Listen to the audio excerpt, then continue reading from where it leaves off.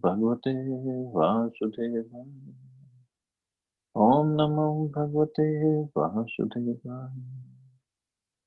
Narayanam Namaskrityam Naram Chaiva Narottamam Devim Saraswatim Vyasam Tato Jayante Nashtaprayeshu Bhadreshu Nityam Bhagavata Sevaya Bhagavati Uttam Shloke Bhakti Raghavati Nishtiki. So continuing with the discussion on Srimad Bhagavatam, Canto 3, Chapter 1, Questions by Vidura, text number 13. Sayesha dosha purushadvidaste grihan pravishto yam patyamatya pushlas Sri Krishna dvimukho gatashris tyajashvavam kulakoshalaya. You are maintaining offense personified, Duryodhan. So Vidurji is speaking to Dhritarashtra. You are maintaining offense personified, Duryodhan, as your infallible son. But he is envious of Lord Krishna. And because you are thus maintaining a non-devotee of Krishna, you are devoid of all auspicious qualities. Relieve yourself of this ill fortune as soon as possible and do good to the whole family. In fact, Vidurji spoke to Dhritarashtra at the time of birth of Duryodhana also.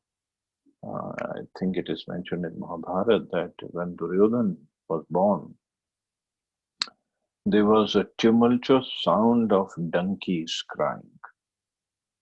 And Vidurji told Dhritarashtra and Gandhari that this son is going to be very inauspicious for the family. Get rid of him, kill him right now. In fact, he told them. But it was their first son, elder son, and they just had affection for this elder boy, and they just couldn't do it.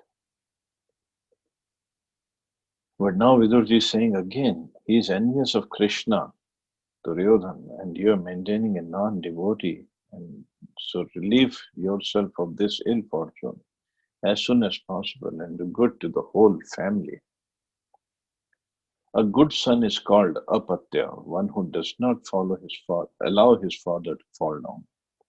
The son can protect the father's soul when the father is dead by offering sacrifice to please the Supreme Lord Vishnu. This system is still prevalent in India. After the death of his father, a son goes to offer sacrifices at the lotus feet of Vishnu at Gaya, and thus delivers the father's soul if the father is fallen. But if the son is already an enemy of Vishnu, how in such an inimical mood can he offer sacrifice unto Lord Vishnu's lotus feet? Lord Krishna is directly the personality of Godhead Vishnu, and Duryodhana was inimical to him. He would therefore be unable to protect his father Dhritarashtra after his death. He himself was to fall down because of his faithlessness towards Vishnu. How then could he protect his father? Vidura advised Dhritarashtra to get rid of such an unworthy son as Duryodhana as soon as possible, if he was at all anxious to see to the good of his family. And just imagine that Duryodhana's daughter was married to Krishna's son. And so they are related from that respect, but still Duryodhana was inimical towards Krishna. And this is what Vidurji is saying, get rid of him. Disown this son. According to the moral instructions of Chanakya Pandit, what's the use of a son who is neither a learned man nor a devotee of the Lord? If a son is not a devotee of the Supreme Lord, he is just like blind eyes, a source of trouble. A physician may sometimes advise the extrication of such useless eyes from their sockets so that one can be relieved of the constant trouble. Duryodhana was exactly like blind, troubling eyes. He would be a source of great trouble to the family of Dhritarashtra, as foreseen by Vidura. Vidura therefore rightly advised his elder brother to get rid of this source of trouble. Dhritarashtra was wrongly maintaining such personified offense under the mistaken impression that Duryodhana was a good son, able to liberate his father. So this was his affection towards his son. That even if Duryodhana made plenty of mistakes and plenty of the schemes he had to kill Pandavas, but Dhritarashtra would always turn a blind eye towards all his nefarious activities. And this was not right at all. Text 14. इति उचिवांस्तत्र सुयोधनेन प्रवृद्धकोपस्फुरिताधरेण असत्कृतः सतस्पृहणीयशीलः क्षत्तः सकर्णा अनलसो balena. While speaking thus, Vidura, whose personal character was esteemed by respectable persons, was insulted by Duryodhana, who was swollen with anger and whose lips were trembling. Duryodhana was in company with Karna, his younger brothers, and his maternal uncle Shakuni. If you notice in the shloka, the name is given Suyodhanena, Suyodhan. But in translation, Prabhupada translated as Duryodhana. So Duryodhana's actual name was Suyodhan. Suyodhan means one who can fight very nicely. But Duryodhana means, again, about the fighter, but against whom there's no way one can win, some kind of fighter like that. It's very hard to fight against. That is Duryodhana. So his name was actually Suyodhan, but it was more popular as Duryodhana. So when Viduraji was speaking against him in front of Dhritarashtra, to Dhritarashtra in front of Duryodhana, Duryodhana got very angry and his who was swollen with anger and whose lips were trembling. We can understand how angry he must be. And he was in the company of Karna and Dushasan and Shakuni. It is said that giving good counsel to a foolish person causes a fool to become angry, just as feeding milk to a snake only increases its venomous poison. Saint Vidura was so honorable that his character was looked up to by all respectable persons. But Duryodhana was so foolish that he dared to insult Vidura. This was due to his bad association with Shakuni, his maternal uncle, as well as his friend Karna, who always encouraged Duryodhana in his nefarious acts. So association is very important. And in the wrong association, Duryodhana was already bad, he became worse. Text 15. Kaina matropajuhava jihvam dasya sutam yad valineva pushtaha tasmin pratipah parkritya rasate nirvasayatamashu purashvasana. Who asked him to come here, this son of a kept mistress? He is so crooked that he spies in the interest of the enemy against those on whose support he has grown up. Toss him out of the palace immediately and leave him with only his breath. So these were the order of Duryodhana. When getting married, the Kshatriya kings would take on several other young, youthful girls along with the married princess. These girl attendants of the king were known as dasis or attendant mistresses. By intimate association with the king, the dasis would get sons. Such sons were called dasiputras. They had no claim to a royal position, but they would get maintenance and other facilities, just like princes. Vidura was the son of such a dasi, and he was thus not counted among the Kshatriyas. So Vidura, if you know how these three brothers, Dhritarashtra, Pandu, and Vidura were born, there were three princesses, Amba, Ambika, and Balika, and And Bhishma had gone. They were the daughters of Kashi Naresh and Bhishma. And Hastinapur, um, the what do you say? The king was there, and somehow he was not invited in the marriage of these daughters by Kashi Naresh.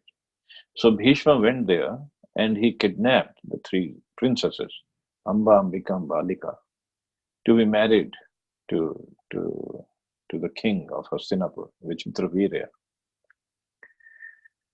So, but when he brought the girls to the kingdom, Amba went to um, Mother Satyavati, and she said, I don't want to marry your son. I've already promised to somebody else."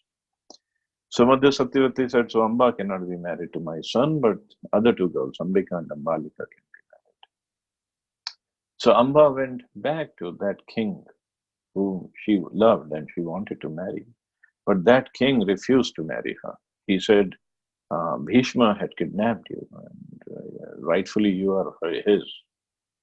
So Amba came back, and she wanted to marry Bhishma because she had to marry somebody, and she said, I'm not going to marry Vichitravirya." Bhishma said, "I cannot marry you because I have taken a vow of lifelong brahmacharya." So then there was a problem. So Amba left. Amba left the kingdom to the forest for tapasya, and she had taken a vow that I'll come back again in another body and be the cause of your death. She told Bhishma, and she left. So now they were Ambika and Ambalika, but somehow Vichitravirya, he was sick and he died without giving a son. So now again there was a problem, and the custom was that somebody has to marry these girls, and custom was the brother has to marry the brother of husband could marry the princesses so that the family could go on. So now Satyavati, Mother Satyavati, had another son who was Vedvyasji, and he was born before she got married to Shantanu.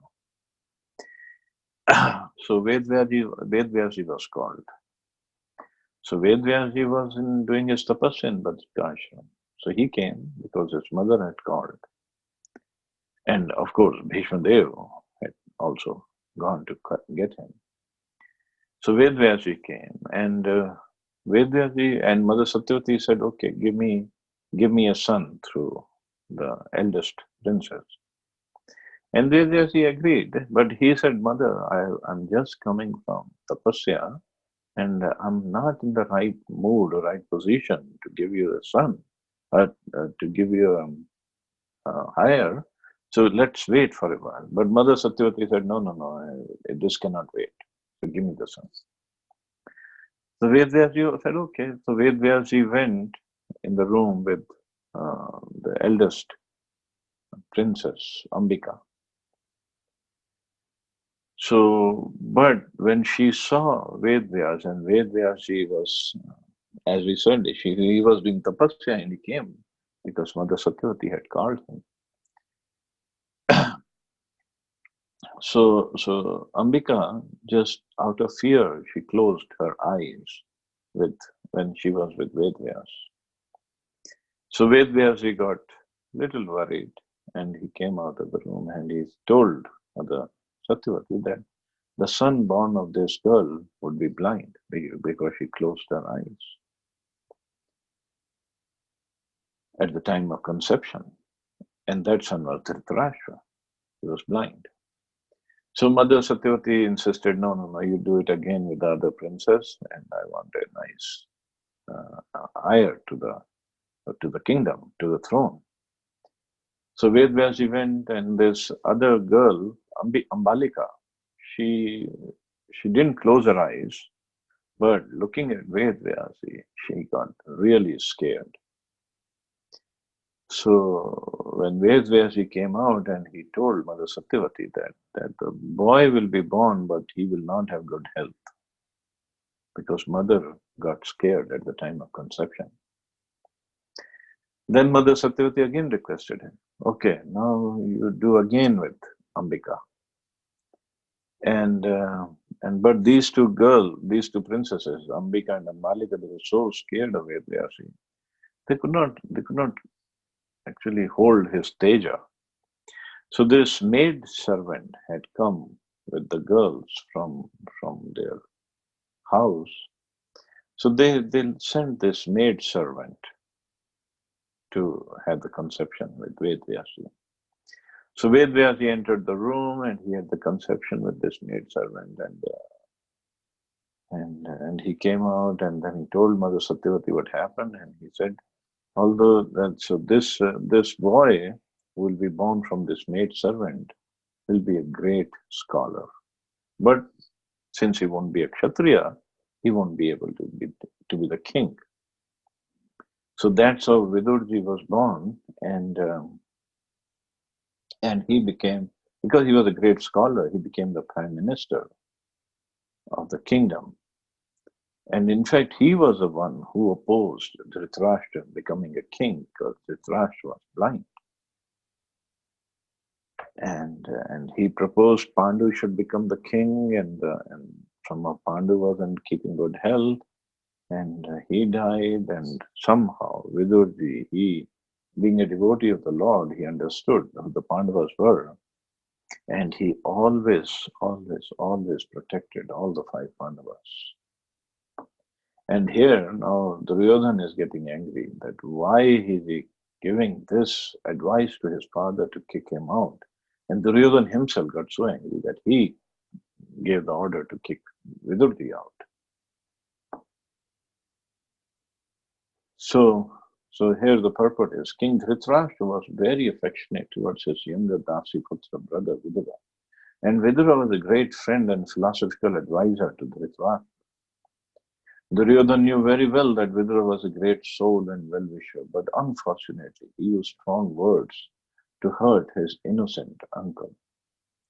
Duryodhana not only attacked Vidura's birth, but also called him an infidel because he seemed to support the cause of Yudhishthira, whom Duryodhana considered his enemy.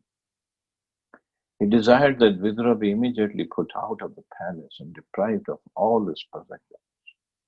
If possible, he would have liked him caned until he was left with nothing but his breath. He charged that Vidura was a spy of the Pandavas because he advised King Dhritarashtra in their favor. Such is the situation of palace life and the intricacies of diplomacy, that even a faultless person like Vidura could be charged with something abominable and punished. Vidura was struck with wonder at such unexpected behavior from his nephew Duryodhana, and before anything actually happened, he decided to leave the palace for good. So he didn't expect that. So he was so insulted. So before anything could actually happen, like Duryodhana had ordered, leave him alone only with his breath. So he just left the palace. He said, "This is not the good time to give Dhritarashtra any counsel, and this family is doomed now." So he left. Text 16. Sa itam mati ulban karnabana bhratu puro marmsu tadito api swayam dhanur dwari nidhaya mayam gat vyatho ayaduru manyanaha. Thus being pierced by arrows through his ears and afflicted to the core of his heart, Vidura placed his bow on the door and quit his brother's palace. He was not sorry, for he considered the acts of the external energy to be supreme. So Viduraji, when he was leaving, he left his bow at the door because he didn't want to carry it. And he basically he didn't want to have any relationship. And he left. And he was not sorry, for he considered the acts of external acts of Maya to be supreme. He was thinking, Maya is so strong. A pure devotee of the Lord is never perturbed by an awkward position created by the external energy of the Lord. In Bhagavad Gita, it is stated, Prakrite kriyamanani gunahe karmani sarvasham ahankara vimunatma kartahamiti manyate. A conditioned soul is absorbed in material existence under the influence of different modes of external energy. Absorbed in the false ego, he thinks that he is doing everything by himself. The external energy of the Lord, the material nature, is fully under the control of the Supreme Lord. And the conditioned soul is fully under the grip of the external energy. Therefore, the conditioned soul is fully under the control of the law of the Lord. But due to illusion only, he thinks himself independent in his activities. So, conditioned soul is completely under the grip of external energy, Mahamaya. And the liberated soul, voluntarily comes under the control of internal energy of the Lord. He takes shelter of the internal energy of the Lord. It's a huge difference. But both are under the energy, under the either external or internal energy of the Lord. Duryodhana was acting under such influence of the external nature by which he would be vanquished at the ultimate end.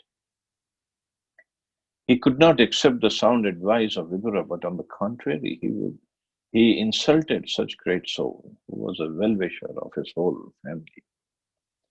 Vidura could understand this because he was a pure devotee of the Lord. In spite of being very strongly insulted by Duryodhana's words, Vidura could see that Duryodhana, under the influence of Maya,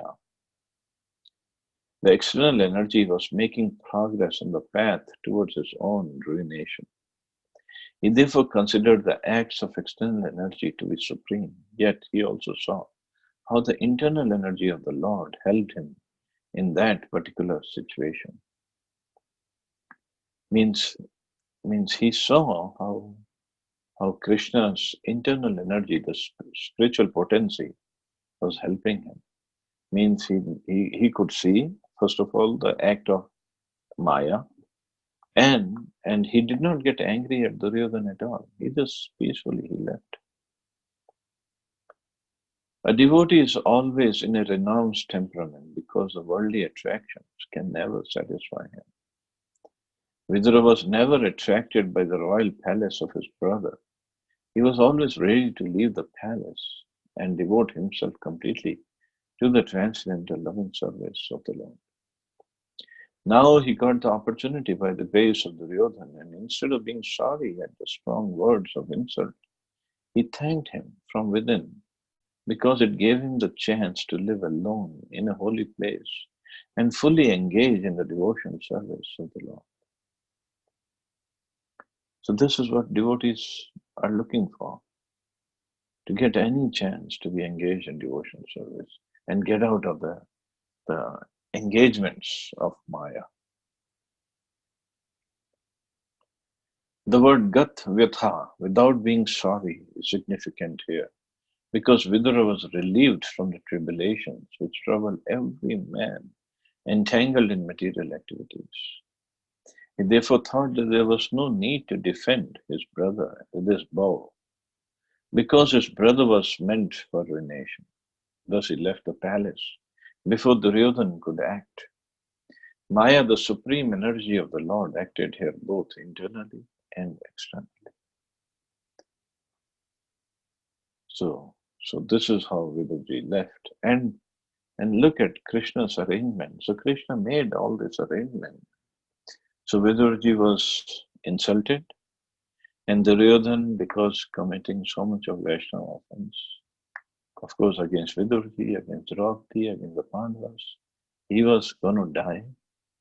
And Krishna made the arrangement that Vidurji could meet Mathura Rishi and got wonderful instructions from him. In fact, Krishna, when he left, when he wound up his pastimes, he gave instructions to Maitreya Rishi, and he told him that you go and tell Viduraji all these instructions. So wonderful stories, wonderful all these incidents that will come later on. So anyway, we'll stop here. See anybody have any questions or comments?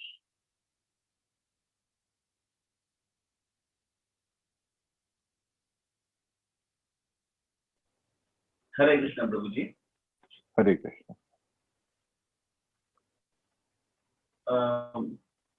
You mentioned that Duryodhan was bad due to the association of Sakni and another person. Whatever we are today, good or bad, is due to the association. So likewise, Duryodhan was also offense personified because of his association with Shakuni. But, well, he was bad from the beginning, and in the association, he became worst. Right. So, how did Shakuni get that kind of a character? How he was so bad? Why? Some people seem to be very vicious, and that should also be due to their association. So, where did this viciousness and this envy begin? From whom it started? Well, he was angry at Bhishma because Bhishma Dev had gone to Kandhar to to finalize the marriage of Dhritarashtra with Gandhari. Well, Shakuni got so offended that why Bhishma came to the kingdom to ask the hands of his beautiful sister for a blind man, for a blind prince. And he took it as a personal insult. And of course, he was envious from very beginning. And along with Gandhari, he came to Hastinapur and he never went back to his kingdom. Because his whole point was, I will destroy this family who insulted me and insulted my kingdom, my father. Right. So, I mean, every character of Mahabharata is special, and they have a special role to play. Right. No, I was concerned that by association we are getting bad, but where are these people got their badness or probably their viciousness? I mean, they were was angry with the Bhishma. So he wanted his own sister. Yeah, he wanted to spoil her own. Yeah, he ended up spoiling his own sister's life. Right. But while he is behaving like a friend for Duryodhana, he was giving all vicious advice to Duryodhana. So he was actually behaving like his friend. Yeah, because Duryodhana thought he's my friend, that he wants me to become the king. Right. Okay. But actually, in reality, Vidura of taking revenge against the whole clan. So he was not seeing Duryodhana as his friend, really. Huh? Well, he wanted Duryodhana to become the king because that was the only way he could insult Bhishma Dev, he could defeat Bhishma.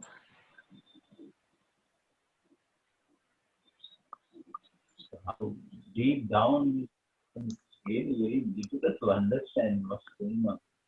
Yeah, but to counter Shakuni was Vidurji. Vidurji was always there to counter Shakuni. It's all Krishna's arrangement, actually. Nothing else. Thank you very much. Prabhuji, Hare Krishna. Hare Krishna.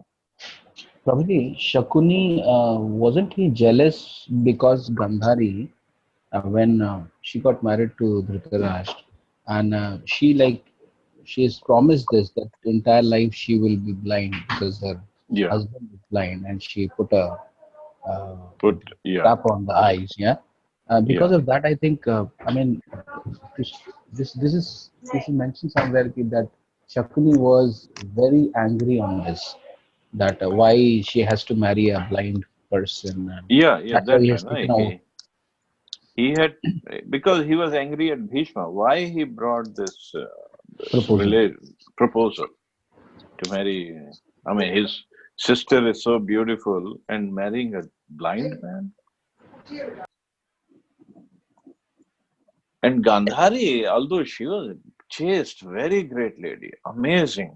I mean, this vow of becoming voluntarily closing her eyes because her husband was blind. This is amazing vow. It's not easy. Uh, but her only problem was two problems. One was she was envious of Kunti, and second was she was affectionate towards Duryodhan.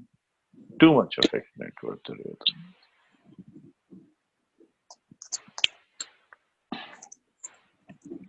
Yes, Prabhuji. And then I think at the end, when Duryodhan died, I mean before dying, he also cursed Draupadi that it all happens because of you. Even he was angry for those 5 kids of Pandavas who got killed. It's all because of you, Draupadi, like that something. That I don't know. Actually, Duryodhan also had a boon that he would die only when he is very happy and next moment he is very sad. That is the only time he could die. So when Ashwatthama brought all these 5 heads of the 5 children of Draupadi, so thinking that Ashwatthama has killed Pandavas, Duryodhan was very happy, very, very happy. But then he asked Ashwatthama, give me the head of Bhim. And Ashwatthama gave him. And Duryodhan, with his bare hand, he put his hand on the head of Bhim and he pressed it, and the head of the Bhim crushed. And Duryodhan got very sad. He said, this cannot be the head of Bhim. There's no way that I could crush the head of Bhim. So then he asked Ashwatthama, whose heads did you bring? Ashwatthama then said that I brought the heads of sons of Pandavas. And Duryodhana was really sad, really hurt that now we don't have any person left to, to carry on our dynasty. So that's when he died. So Mahabharata is very intricate. Politics is there, devotion is there, everything is there. Yeah, That's why people in Kali Yuga, they like Mahabharata. This is a time for this kind of scripture. true, Prabhuji. Hare Krishna. So, should we stop here? Yeah. You all have a wonderful day. Hare Krishna. Jai Shri Prabhupada. Thank you, Hare Prabhuji. Krishna, Hare Prabhu. Krishna. Jai Hare Shri Krishna. Prabhupada. Hare Krishna, Thank Prabhuji.